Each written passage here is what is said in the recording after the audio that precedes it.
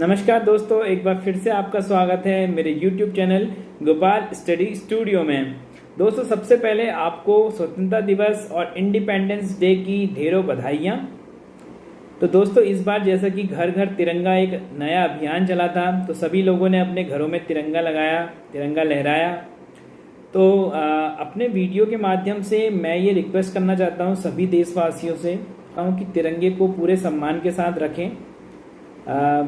जैसा कि उसका एक प्रॉपर जो तिरंगे का फोल्डिंग होता है उस तरीके से उसको फोल्ड करें और तिरंगे को इधर उधर ना फेंकें, क्योंकि कहीं ना कहीं एक जगह तो हम तिरंगे को सम्मान दे रहे हैं 15 अगस्त के दिन या स्वतंत्रता दिवस के दिन, बट कहीं ना कहीं अगर हम उसको इस तरीके से इधर उधर अनवांटेड जगह पर रख दें या कहीं भी उसका मिसयूज़ करें तो उससे देश का अपमान होता है। तो उस चीज़ का ध्यान रखें। तो में हमने देखा था, हमने बॉल स्क्रू पार्ट 1 वीडियो बनाया था जिसमें हमने बॉल स्क्रू का बेसिक स्ट्रक्चर क्या होता है, बॉल स्क्रू में क्या क्या पार्ट्स होते हैं, बॉल नट कितने टाइप के होते हैं, और साथ ही बॉल स्क्रू की प्रीलोडिंग किस हिसाब से की जाती है, किस मेथड से की जाती है, सिंगल नट और डबल नट के अंदर, ये सब चीज़ें हमने देखी थी। तो दोस्तों, आज हम इस वीडियो में कवर करने वाले हैं कि जो बॉल स्क्रू की एंड सपोर्ट बेयरिंग होती हैं तो उसमें क्या क्या अरेंजमेंट होते हैं और किस अरेंजमेंट का क्या मतलब होता है और उनको कब यूज़ किया जाता है, उनका एप्लीकेशन क्या होता है, तो वो हम आज के वीडियो से समझेंगे। तो दोस्तों, बॉल स्क्रू में नॉर्मली जो एंड सपोर्ट में बेयरिंग यूज़ की जाती हैं वो ज़्यादातर टेपर रोलर बेयरिंग्स या फिर एंगुलर कॉन्टैक्ट बेयरिंग्स यूज़ की जाती हैं। अब दोस्तों, एंगुलर कॉन्टैक्ट बेयरिंग और टेपर रोलर बेयरिंग आप सभी जानते होंगे। नहीं जानते होंगे तो मैं आपके लिए एक वीडियो लेके आऊँगा जिसमें आप बेयरिंग के बारे में मैं आपको डिटेल में बताऊँगा। बट यहाँ पे जो एंगुलर कॉन्टैक्ट बेयरिंग होती हैं और टेपर रोलर बेयरिंग होती हैं ये इसलिए यूज़ की जाती हैं क्योंकि नॉर्मली जो बॉल स्क्रू होता है दोस्तों, उसमें एक्सियल और रेडियल दोनों ही लोड डेवलप होते हैं ड्यूरिंग मूवमेंट और रोटेशन। तो ड्यूरिंग मूवमेंट हम बोलेंगे कि वो एक्सियल एक लोड डेवलप होता है और रोटेशन में रेडियल लोड डेवलप होता है। तो जो एंगुलर कॉन्टैक्ट बेयरिंग और टेपर रोलर बेयरिंग की खास बात है कि ये दोनों एक्सियल और रेडियल दोनों ही लोड लेने की कैपेबिलिटी। तो दोस्तों, सबसे पहले मैं आपको समझा दूं कि बॉल स्क्रू में जो बेयरिंग के सपोर्ट्स होते हैं वो कितने टाइप के होते हैं। तो जैसे कि आप लेफ्ट में देख रहे होंगे कि लेफ्ट में जो लिखा हुआ है फिक्स सपोर्ट, तो फिक्स साइड सपोर्ट में क्या होता है कि हम नॉर्मली एंगुलर कॉन्टैक्ट बेयरिंग या टेपर रोलर बेयरिंग का यूज़ करते हैं। क्योंकि यहाँ पे हम फिक्स साइड इसलिए बोल रहे हैं क्योंकि यहाँ पे जो ये बेयरिंग्स होती हैं वो प्रीलोडेड होती हैं और यहाँ पे जो एंड होता है, जो बॉल स्क्रू का जो यहाँ पे एंड लगता है वो फिक्स टाइप रहता है। वहीं सपोर्टिंग साइड की बात करें तो सपोर्टिंग साइड में नॉर्मली बॉल बेयरिंग का यूज़ किया जाता है। ये बॉल स्क्रू को एक फ्लोट की तरह सपोर्ट देती है, यहाँ पे आपका कोई प्रीलोडिंग नहीं होती है। तो इस तरीके से हम बॉल स्क्रू की जो असेंबली होती है उसमें 2 टाइप के सपोर्ट्स का यूज़ करते हैं। तो सबसे पहले हम बात करते हैं एंगुलर कॉन्टैक्ट बेयरिंग के बारे में। तो दोस्तों, एंगुलर कॉन्टैक्ट बेयरिंग का जो सीरीज नंबर होता है वो 7 से शुरू होता है। यहाँ पे जो इसके नंबर को हम 4 डिजिट से डिनोट करते हैं, जैसे कि आप बेयरिंग पे देख रहे होंगे। तो बेयरिंग पे जैसे कि लिखा है 7205, तो यहाँ पे जो 7205 है इसका मतलब ये समझ लीजिए कि ये एंगुलर कॉन्टैक्ट बेयरिंग है, क्योंकि ये 7 से स्टार्ट हो रही है और 4 डिजिट का यहाँ पे नंबर है। वहीं आपको पीछे इसके दिखाई दे रहा होगा AC का मतलब होता है एंगुलर कॉन्टैक्ट, और यहाँ पे P5 जो दिखा रहा है वो प्रिसीजन ग्रेड को दिखा रहा है कि कौन सा बेयरिंग कितना प्रिसाइज है। तो यहाँ पे ये बेयरिंग जैसे कि P5 ग्रेड का है, जैसे जैसे ग्रेड कम होता चला जाएगा, जैसे कि P3 या P2, तो P2 की एक्यूरेसी P3 से ज़्यादा होगी। तो इस तरीके से हमारे एक्यूरेसी के ग्रेड होते हैं। अब बात करते हैं हम जो ये एंगल मार्क होता है या V मार्क इसे कहते हैं। तो V मार्क का क्या मतलब होता है? तो दोस्तों, यहाँ पे आप देख रहे होंगे कि जो V मार्क का जो पॉइंटेड वाला एरिया होता है, जो राइट साइड में आपको दिख रहा है ये पॉइंटेड, जहाँ पे मेरा पॉइंटर है, तो ये दिखाता है दोस्तों फेस को। मतलब इस साइड को जो हमारा होगा बेयरिंग का वो फेस होगा। जैसे कि आप राइट साइड की इमेज में देख रहे होंगे कि जो ये इधर वाला हिस्सा है वो फेस है। फेस नॉर्मली जो ID पे होता है वो चौड़ा होता है। वहीं दूसरी साइड आप देख रहे होंगे जो V का खुला हुआ हिस्सा है, V का खुला हुआ हिस्सा आप देख रहे होंगे, तो V के खुले हुए हिस्से को कहते हैं बैक। तो यहाँ पे बैक साइड आप देख रहे होंगे, जो बैक साइड में जो हमारा इनर स्पेसर होता है वो नॉर्मली जो फ्रंट वाले इनर स्पेसर से पतला होता है, उसकी जो चौड़ाई होती है वो आपको दिख रही होगी यहाँ पे कम है। तो इस तरीके से हम आइडेंटिफाई करते हैं वी मार्क की हेल्प से कि कौन सा साइड हमारा फेस है और कौन सा साइड बेयरिंग का बैक है। जो वी मार्क का दोस्तों दूसरा इंपॉर्टेंस क्या होता है, जो वी मार्क होता है वो जो इसकी सर्कमफेरेंस होता है, जहाँ पे मैक्सिमम हमारा रनआउट आता है या मैक्सिमम मैं बोलूँ कि उसको मैक्सिमम जहाँ पे हाइट आपको मिलेगी, तो वहाँ पे जो हम वी मार्क इसका नोटेड रहता है। वी मार्क पे इसका मतलब है कि ओडी सबसे ज़्यादा है, वहाँ पे जो पॉइंट आ रहा होगा, जो डायल पे पॉइंट आएगा ओडी का, वो सबसे हाई पॉइंट आएगा। और वहीं पे अगर हम जो बेयरिंग को जहाँ पे फिट करने वाली हाउसिंग है, हाउसिंग पे अगर डायल से चेक करें तो डायल पे भी जो हाई पॉइंट आएगा। तो दोस्तों हमें यह करना होता है कि इस वी पॉइंट को और जो डायल पे हाउसिंग में जो पॉइंट आ रहा है उनको 180 डिग्री पे हमें फिट करना होता है। जैसे कि आप यहाँ पे देख रहे होंगे कि जो वी पॉइंट है वो जो हाउसिंग के हाई पॉइंट से ठीक 180 डिग्री पे होना चाहिए, क्योंकि इससे क्या होगा दोस्तों, यहाँ पे जो हमारा रनआउट होगा इस बॉल स्क्रू के एंड पे वो कंट्रोल होगा, क्योंकि यहाँ पे हम मिनिमम मैक्सिमम पॉइंट को मिला रहे हैं।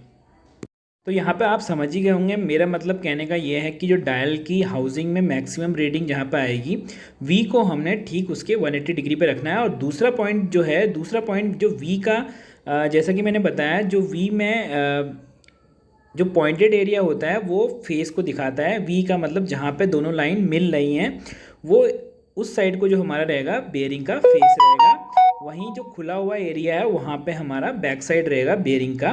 तो इस तरीके से हम वी मार्क की हेल्प से दो चीज़ें पहचानते हैं। तो जैसा कि आप पिक्चर में देख सकते हैं, जो मैंने बेयरिंग का कट सेक्शन दिखाया हुआ है, यहाँ पे जो आईडी में स्पेसर है वो चौड़ा दिख रहा है आपको आईडी में नोच की तरफ को, तो ये हमारा बेयरिंग का फेस होता है। वहीं दूसरी साइड का आपको जो इनर स्पेसर है या इनर आईडी बोलेंगे उसको बेयरिंग का, तो वो कम चौड़ा है दोस्तों, तो ये बेयरिंग का बैक कहलाएगा। तो इस तरीके से वी मार्क की हेल्प से हम पहचान सकते हैं। एक होता है जैसे कि वी मार्क हमने समझ लिया, दूसरा जो मार्क होता है दोस्तों वो आईडी पे आपने फेस पे एक ओ मार्क देखा होगा, ये नॉर्मली सभी बियरिंग्स पे होता है। तो ओ मार्क का मतलब क्या है दोस्तों, ओ मार्क के पोजीशन पे हमारा जो ये बेयरिंग की आईडी है जो कि शाफ्ट के ऊपर बैठता है, उस एरिया का थिकनेस सबसे ज़्यादा होता है। तो यहाँ पे मैक्सिमम थिकनेस वाला एरिया ये होता है। तो हमें क्या करना है दोस्तों, हम जब बेयरिंग को फिट करें जिस शाफ्ट के ऊपर, उस शाफ्ट की अगर डायलिंग करें तो डायलिंग करने के बाद उस शाफ्ट पे भी हमें जो मैक्सिमम पॉइंट मिलेगा, जैसा कि हमारा जहाँ पे डायल यहाँ पे दिख रहा लगा हुआ, तो ये हाई पॉइंट हमें सपोज़ मिला है किसी शाफ्ट के ऊपर, तो हम ये ओ मार्क को क्या करेंगे दोस्तों, इस ओ मार्क को हम ठीक इसके अपोजिट रखेंगे जहाँ पे हमारा शाफ्ट का हाई पॉइंट है। तो दोस्तों दोबारा समझ लीजिए कि हम क्या करेंगे, शाफ्ट का हाई पॉइंट चेक करेंगे जहाँ पे हमने बेयरिंग को फिट करना है। तो शाफ्ट का जो हाई पॉइंट रहेगा और ओ मार्क, बेयरिंग का जो ओ मार्क है उसको ठीक हम 180 डिग्री पे रखेंगे। और अगर हमारे पास ये अरेंजमेंट नहीं होता है चेक करने का, तो हमें क्या करना है दोस्तों, हमें बेयरिंग को रैंडमली तरीके से लगाना है। रैंडमली आप देख रहे होंगे इस पिक्चर में, यहाँ पे मैंने 3 बेयरिंग्स लिए हैं, तो यहाँ पे जो ओ हैं वो रैंडमली हमने फिट किए हैं।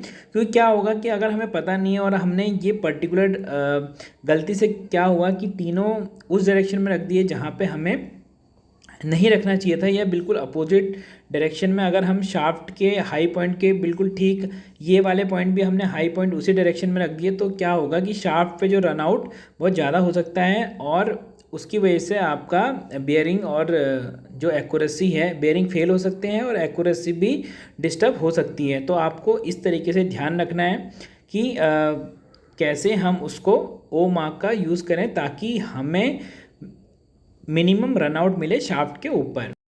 तो दोस्तों आइए अब समझते हैं कि जो सपोर्ट बेयरिंग्स होती हैं बॉल स्क्रू की, वहाँ पे किस तरीके के बेयरिंग के अरेंजमेंट रहते हैं। तो यहाँ पे आपके 3 टाइप के आपको दिख रहे होंगे। पहला है ओ अरेंजमेंट या उसको बोलेंगे बैक टू बैक अरेंजमेंट, दूसरा है एक्स अरेंजमेंट या उसको बोलेंगे फेस टू फेस अरेंजमेंट, और तीसरा है टेंडम। तो यहाँ पे बैक साइड में जो बैक टू बैक अरेंजमेंट है पहला वाला, आप देख रहे होंगे कि जो वी का फैला हुआ हिस्सा है दोनों बेयरिंग का आमने सामने है। जो कि हमने बताया था कि जो वी का नॉच वाला हिस्सा होता है, बेरिंग के ऊपर जो वी होता है उसका जो नॉच वाला हिस्सा होता है, जो नॉच वाले हिस्से को हम कहते हैं फेस, जैसा कि मैं आपको यहाँ पे दिखा रहा हूँ। तो दोस्तों होता क्या है, यहाँ पे आप देख सकते हैं कि जो नॉच वाला हिस्सा होता है वी का, उसको हम बोलते हैं फेस, और जो चौड़ा वाला हिस्सा होता है उसको बोलते हैं हम बैक। तो यहाँ पे आप देख सकते हैं पहले अरेंजमेंट में चौड़ा वाला हिस्सा जो है वी का, वो दोनों आमने सामने हैं। तो इसका मतलब ये जो अरेंजमेंट है, इसका ये अरेंजमेंट है बैक टू बैक। तो यहाँ पे बैक टू बैक अरेंजमेंट इसको बोलते हैं। या आप देख रहे होंगे कि ओ फॉर्मेशन भी हो रहा है इससे, तो इसको ओ अरेंजमेंट भी बोलते हैं। और वहीं दूसरी तरफ आप देखेंगे तो यहाँ पे लोड सेंटर जो बेरिंग के हैं, दोनों लोड सेंटर के बीच की जो डिस्टेंस है वो यहाँ पे एस से डिनोट की गई है। और यहाँ पे जब दूसरा अरेंजमेंट आप देखेंगे तो दूसरे अरेंजमेंट को हम एक्स अरेंजमेंट इसलिए बोलते हैं क्योंकि यहाँ पे जो बेरिंग है वो फेस टू फेस हैं। आप देख सकते हैं ऊपर बेरिंग्स में जो वी का नॉच है वो अंदर की साइड है दोनों बेरिंग में, तो ये फेस टू फेस है। तो शेप के हिसाब से इसको एक्स अरेंजमेंट भी कहते हैं। वहीं आप इसके लोड सेंटर के बीच की दूरी देखेंगे तो यहाँ पे एच जो डिस्टेंस है वो कम है। दोस्तों यहाँ पे जो लोड सेंटर के बीच की डिस्टेंस का मतलब होता है कि जैसे कि बैक टू बैक में ज़्यादा है, इसका मतलब वो ज़्यादा एरिया पे, जो बॉल स्क्रू की ज़्यादा एरिया पे वो रिजिडिटी रखेगी। और एक्स अरेंजमेंट में जैसा कि वहाँ पे जो लेंथ है लोड जो कि दो लोड सेंटर के बीच की डिस्टेंस है वो काफ़ी कम है, तो इसका मतलब जो फेस टू फेस बेयरिंग में हमारा फ्लोटिंग अरेंजमेंट होगा तो वहाँ पे रिजिडिटी हमें बैक टू बैक के कंपैरिजन में कम मिलेगी। या हम उसको बोल सकते हैं स्टिफनेस, जो बैक टू बैक बेयरिंग के एंड में स्टिफनेस होगी एंड सपोर्ट में, वो एक्स अरेंजमेंट में कम होगी ओ अरेंजमेंट के कंपैरिजन में। तो दोस्तों तीसरे टाइप के अरेंजमेंट को हम बोलते हैं टेंडम अरेंजमेंट। टेंडम में दोस्तों क्या होता है कि हमारा एक के बाद एक बेयरिंग्स लगी रहती हैं, जैसे कि आपको मैं दिखा रहा हूँ। तो यहाँ पे 1 बाय 1 एक के बाद एक बेयरिंग्स फिट होती हैं। क्योंकि ये टेंडम बेयरिंग्स आप देख रहे होंगे कि एक ही डायरेक्शन में लगी हुई हैं, तो ये जो लोड लेती हैं एक्सियल लोड, वो वन डायरेक्शनल एक्सियल लोड लेती हैं। जैसा कि दो बेयरिंग अरेंजमेंट में अगर हम लगाते हैं इस तरीके से, जैसा कि पिक्चर में दिख रहा है, तो यहाँ पे ये लेफ़्ट टू राइट लोड लेगी। मतलब कि जो वी के नॉच वाले हिस्से से अगर हम लोड डालेंगे तो उस डायरेक्शन से ये लेफ़्ट से राइट डायरेक्शन में ये लोड कैरिंग कैपेसिटी यहाँ पे बेयरिंग के अंदर आएगी। अभी पहले हमने बात करी थी दो बेयरिंग के अरेंजमेंट में। अब हम बात करते हैं कि तीन बेयरिंग के जो अरेंजमेंट होते हैं डिफरेंट टाइप के, वो किस तरीके के होते हैं। यहाँ पे आपको इन अरेंजमेंट को TBT, TFT और TDT बोलते हैं। तो पहले पिक्चर में आप देख सकते हैं कि जो दो बेयरिंग है वो टेंडम तरीके से लगी हुई है, मतलब एक के बाद एक सीक्वेंस में लगी हुई है। वहीं तीसरी बेयरिंग जो है वो दूसरी से बैक टू बैक लगी हुई है, तो इसलिए ये tandem back to back arrangement यहाँ पे है।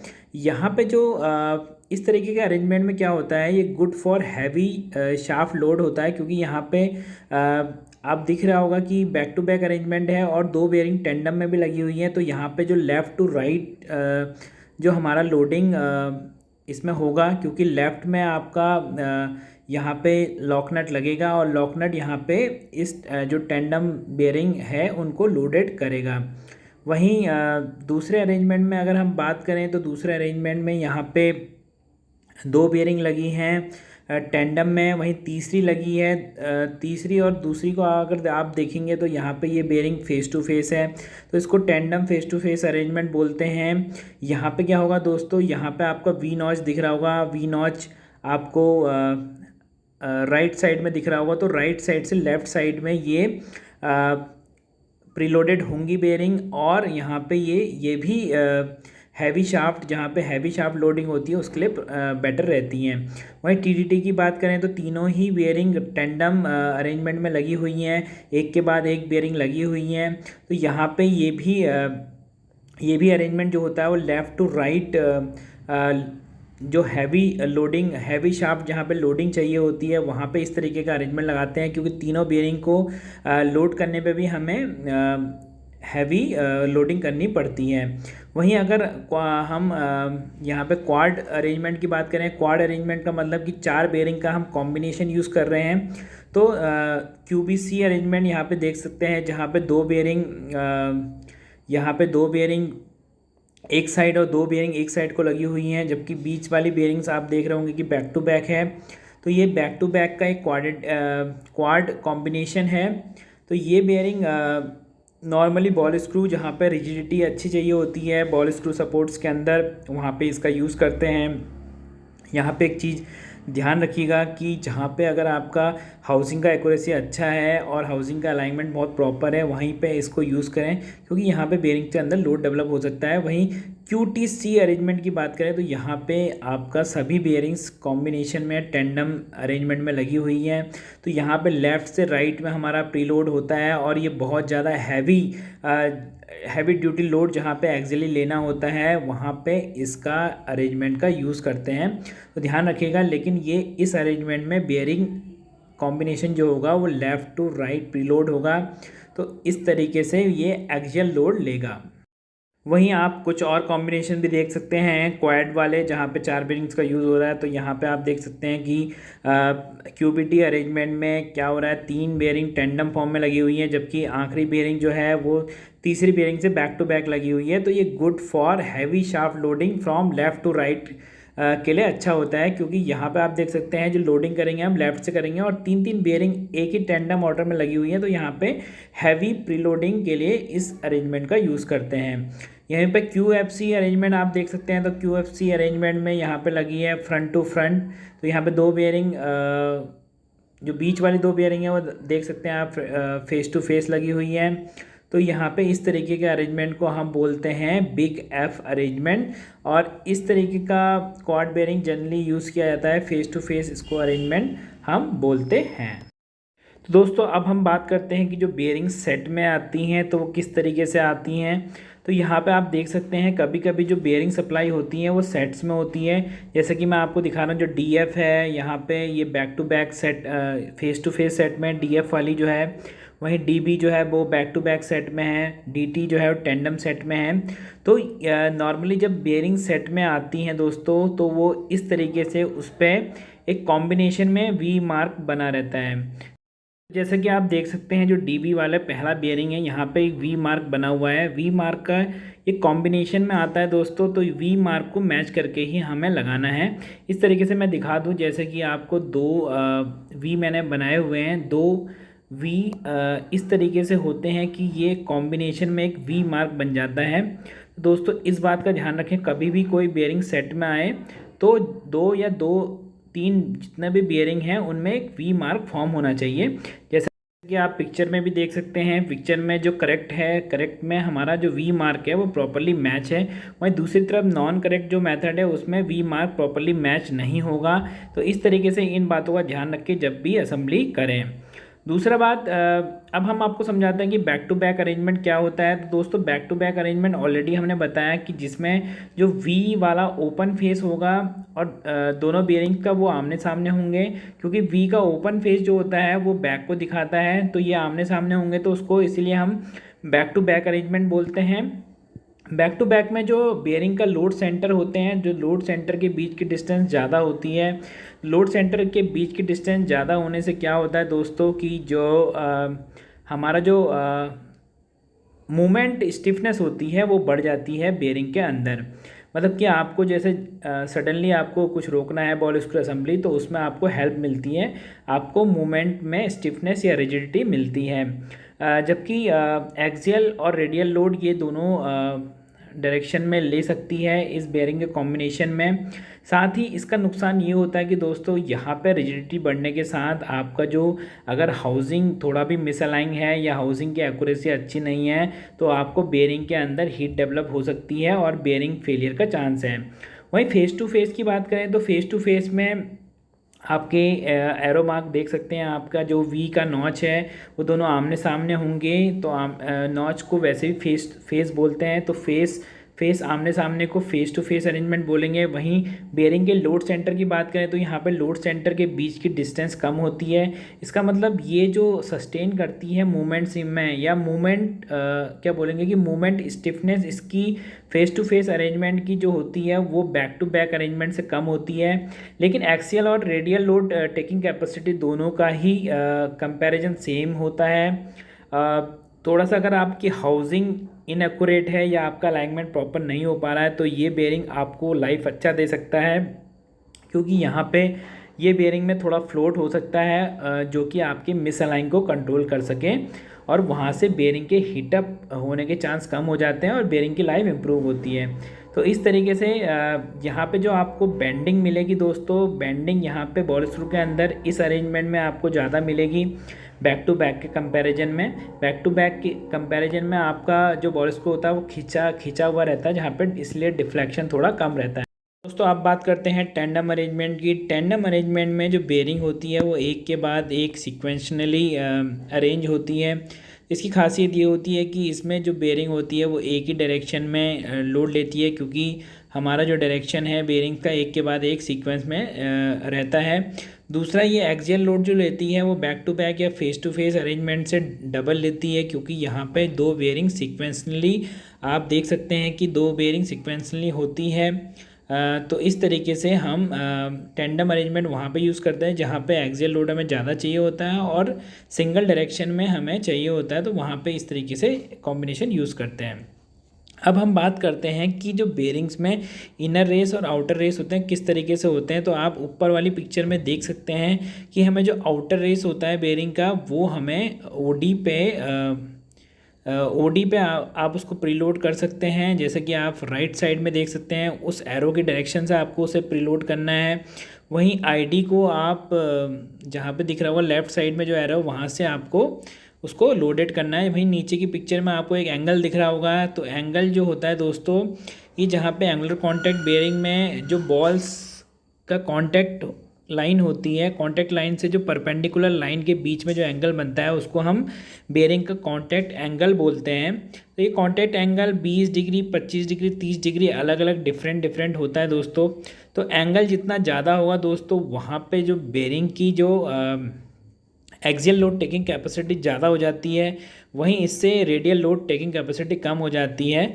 और नॉर्मली हाई स्पीड बेयरिंग्स में हम क्या करते हैं दोस्तों कि एंगल कम रखते हैं, वहीं जहाँ पे एक्सियल लोड ज़्यादा चाहिए होता है वहाँ पे एंगल हम ज़्यादा एंगल वाली कॉन्टैक्ट एंगल वाली बेयरिंग का यूज़ करते हैं। वहीं बी और एफ जो होता है वो क्लियरेंस होता है, या ऑफसेट भी बोल सकते हैं इसको। आईडी और ओडी के बीच का जो ऑफसेट होता है वो होता है। वहीं आप पहले जो डीबी अरेंजमेंट में देख सकते हैं, डीबी अरेंजमेंट में नॉर्मली क्या होता है, बैक टू बैक अरेंजमेंट में जो आईडी के बीच में स्पेस होता है, तो यहाँ पे प्रीलोडिंग करके राइट साइड या लेफ़्ट साइड से प्रीलोडिंग करके लॉकनट की हेल्प से इस गैप को हम कम करते हैं और लोड करते हैं बेयरिंग को। तो यहाँ पे आफ्टर लोडिंग जो ये गैप होता है बीच में इनर स्पेसर के, वो कवर हो जाता है। वहीं पे आप अगर दूसरा अरेंजमेंट देखें दोस्तों, तो दूसरे अरेंजमेंट में ये है फेस टू फेस अरेंजमेंट। तो यहाँ पे जो गैप होता है वो ओडी के बीच में होता है, तो हम यहाँ पे क्या करते हैं, ओडी को प्रीलोड करते हैं। तो ओडी को प्रीलोड हम कोई भी जैसे फेस पे एक ओडी के फेस पे एक फेस प्लेट होती है, या इस तरीके से प्लेट्स होती हैं जो कि ओडी को हमारा प्रीलोड करती है। तो प्रीलोडिंग के बाद जो ओडी के बीच का, ओडी के जो आपको दोनों ओडी के बीच का जो गैप होता है, क्लियरेंस दिख रहा है यहाँ पे 2F, वो कवर हो जाता है और इस तरीके से हमारी बेयरिंग प्रीलोड होती हैं। वहीं आप तीसरा अरेंजमेंट जो डीटी अरेंजमेंट देख रहे हैं, यहाँ पे क्योंकि बेयरिंग एक के बाद एक लगा हुआ होता है, तो यहाँ पे आईडी और ओडी के बीच में कोई गैप नहीं होता है। नॉर्मल